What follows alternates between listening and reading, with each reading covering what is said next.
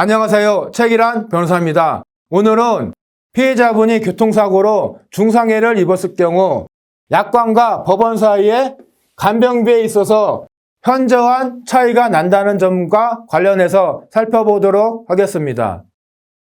보험회사 약관과 소송시 법원은 중상해에 있어서 간병비 보상에 상당히 차이가 많이 나게 됩니다. 먼저 보험회사 약관 규정을 살펴보면 보험회사 약관에서는 간병비를 입원 간병비와 가정 간호비로 나누어 규정하고 있습니다.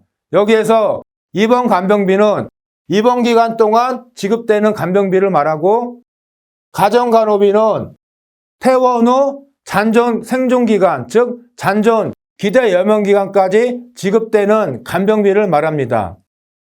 입원 간병비에 대해서 먼저 보면 지급 대상은 책임보험의 상해급수, 즉 1급에서 2급은 60일, 3급에서 4급은 30일, 5급은 15일, 범위 내에서 실제 입원 일수를 보상을 하는 것입니다.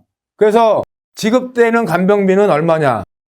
실제 입원 일수 곱하기 1일 도시 일용 임금으로 해서 입원 간병비가 지급이 됩니다. 그런데 퇴원 후에 지급되는 가정간호비, 즉 간병비는 보험회사 약관에서는 아주 엄격하게 제한적으로 규정이 되어 있어요. 두 가지 요건을 모두 갖춰야 비로소 가정간호비가 지급이 됩니다. 그 두 가지 요건이 뭐냐 하면 첫 번째, 피해자의 장애율이 100%가 돼야 돼요.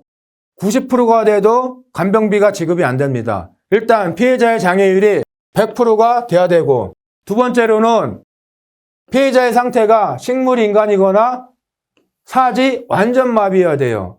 그러나 법원은 다릅니다. 법원은 피해자가 입은 상해가 중상해, 즉 불완전 사지 마비, 부전마비, 편마비, 하지마비, 양한실명, 정신장애, 이와 같은 중상해를 입은 경우에는 간병비 지급을 인정을 해요.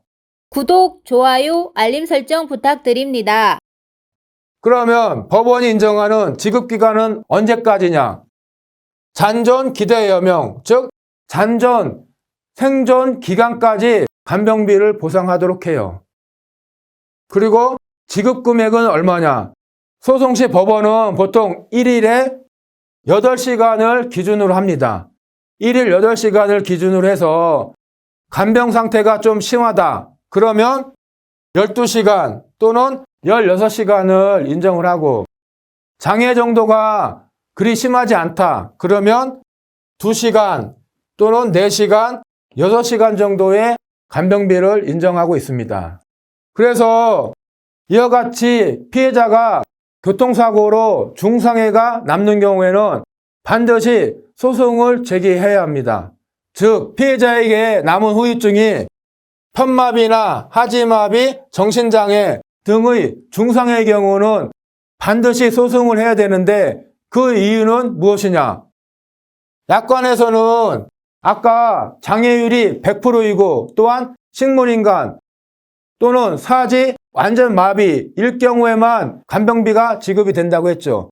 따라서 이와 같은 중상해의 경우는 약관에서는 간병비를 한 푼도 지급을 하지 않아요.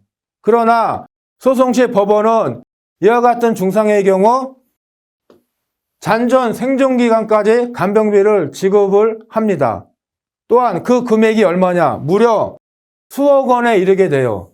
그래서 피해자 입장에서는 한 푼도 간병비를 못 받냐, 아니면 수억 원의 간병비를 보상받을 수 있느냐, 그러한 중대한 문제이기 때문에 피해자분께서 교통사고로 입은 상해가 나중에 중상해 후유증이 남다면 필히 소송을 제기하실 필요가 있습니다.